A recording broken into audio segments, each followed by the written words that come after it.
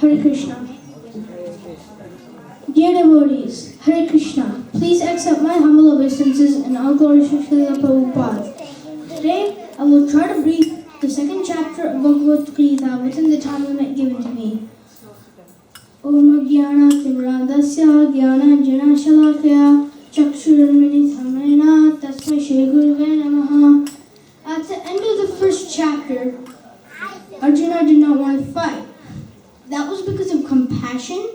He thought he could not enjoy the kingdom after he killed his own kinsman. He thought the eternal family tradition will be destroyed, and because of that, the elder people will get destroyed, and the woman would get degraded, and the unwanted progeny comes out. And he thought the Varnashrama Dharma could also get destroyed, and many other reasons. Coming to the second chapter, it is divided into 5 sections. The first section is the continuation of Arjuna's doubts and his surrenderance to Krishna. The second section is Jnana, which is the difference between the body and soul. The third section is Sakama and Karmakanda. After careful consideration, there's a slight difference between Sakama and Karmakanda. Karmakanda means using the Vedic literature and Vedic wisdom and sense gratification. And Sakama means using the Vedic literature and Vedic wisdom and sense enjoyment. And they want to advance spiritually. The fourth section is Nishkama Karma, which means working without any material attachments. And the fifth section is symptoms of a person who is fixed in knowledge and transcendence. In 2.7, Arjuna surrendered to Krishna and he said, Karpanya dosho bhata subhava prachyami tvam dharma samudha chetaha yashreyasyan nishtitam bruhitan me shishyate hamsadimam tvam praparnam. Arjuna said, O Krishna, I am so confused. Please tell me what is best for me. I am your disciple and you are my master, so please instruct me for what I should do.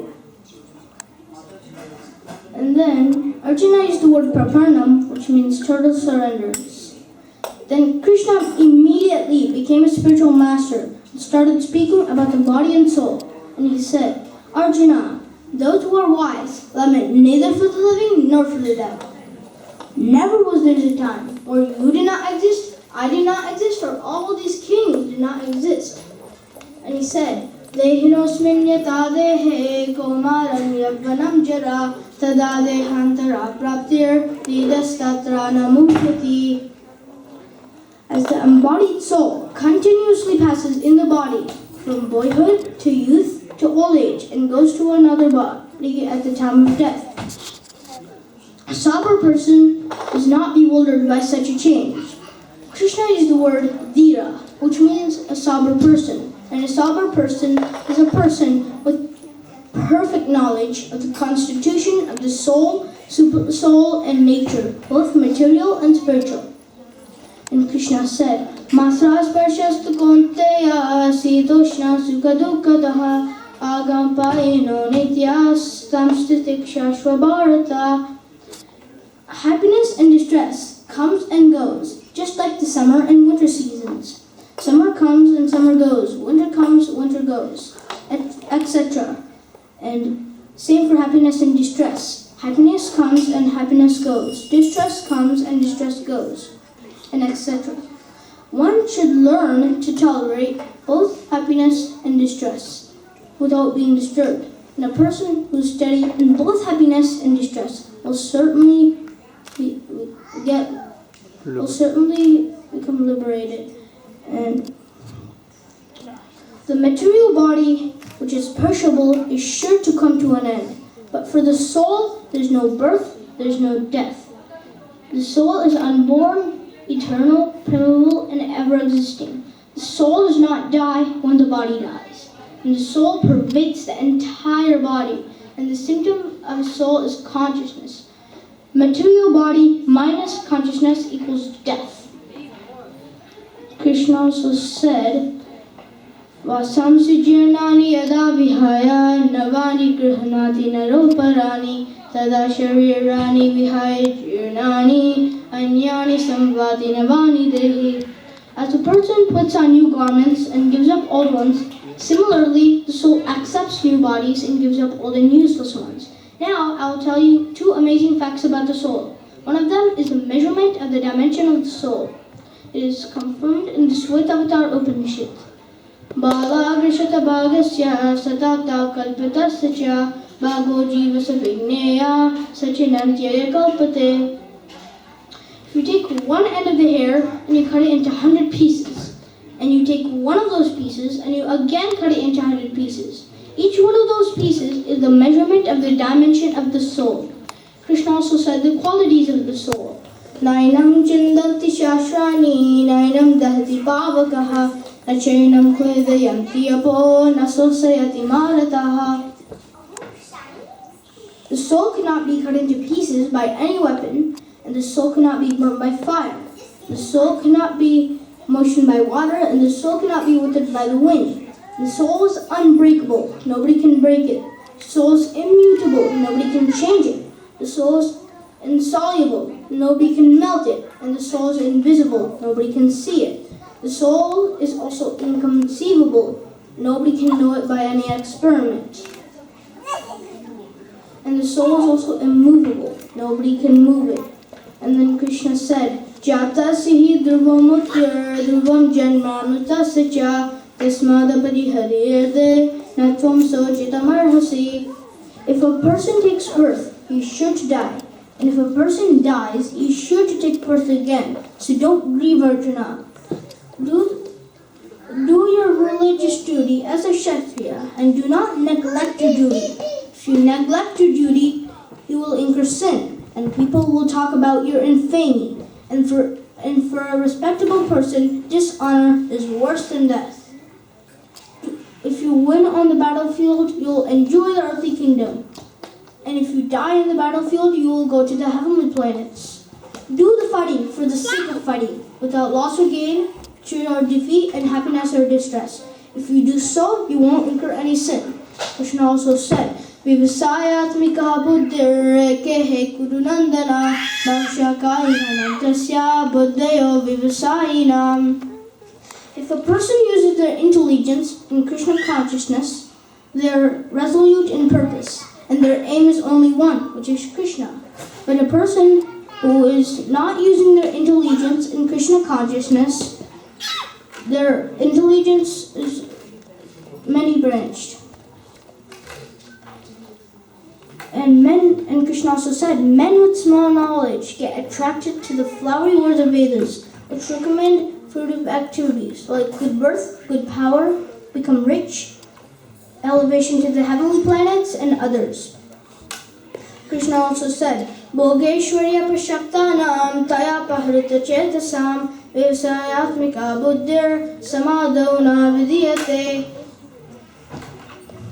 If a person gets attached to the material opulences or sense enjoyment, their determination for devotional service does not take place. Krishna also said, Traigunya Vishaya Veda Nistraigunya Bhavarjuna Nidbando Nitya Satvasto Nidyoga Kshema Atmavan. Arjuna, transcend the three modes of material natures. Become free from all anxieties and dualities. And Krishna also said, Karmanyeva adhikaraste ma phaleshu kadachana ma karma phala heturbhar mate sangosra karmani. You have a right to perform your duty, but you are not entitled to the fruits of action. Don't think that you are the cause of the results of your activities. Do not get attached to not doing your duty. Perform your duties equipoised, without any material attachments to success or failure. Keep all abominable activities far distant and engage in devotional service. And if you do so, you will get rid of good and bad actions, all good and bad actions. And if you do so, you will get rid of the birth and death cycle. And then Arjuna asked Krishna, what is the symptoms of a person who is fixed in knowledge and transcendence? Krishna replied, a person who is free from all sense gratification and a person who finds satisfaction in self alone, a person who is not disturbed even in the midst of the threefold miseries, Adhyatmika, Adhibhautika, and Adhidevika, a person who is not elated when there is happiness, and a person who is free from attachment, anger, and fear, a person who is not affected by good or bad he may obtain, and a person who can withdraw his senses from sense objects by experiencing the higher taste, and a person who fixes his mind on devotional service. And then Krishna said, Jayato Vishayam Pumsam Sangat Steshu Pajayate Sangat Sanjayate Kama Kamat Kodo Vijayate. While contemplating the sense objects, one develops attachment, and from attachment lust comes, and from lust anger comes, and from anger delusion comes, and from delusion the memory is bewildered, and then the intelligence is lost, and because of all that you will fall down back to the material world. And then opposing that, Krishna said, Ragadvesha vimuktestu vishayan indriyeshcharan Atma vasir videyatma prasadam adhigachyati. One who is free from all attachment and aversion, and who can control his senses by following the regulative principles of freedom, may obtain the mercy of God. And Krishna finally said, this is the way of living spiritual life. If a person is situated like this, even at the hour of death, he may obtain the mercy of he may enter the kingdom of God. Hare Krishna.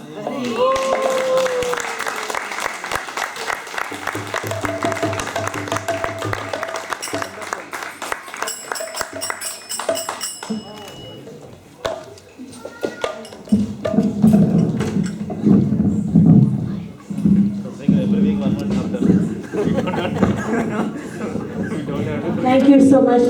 You don't have to read again.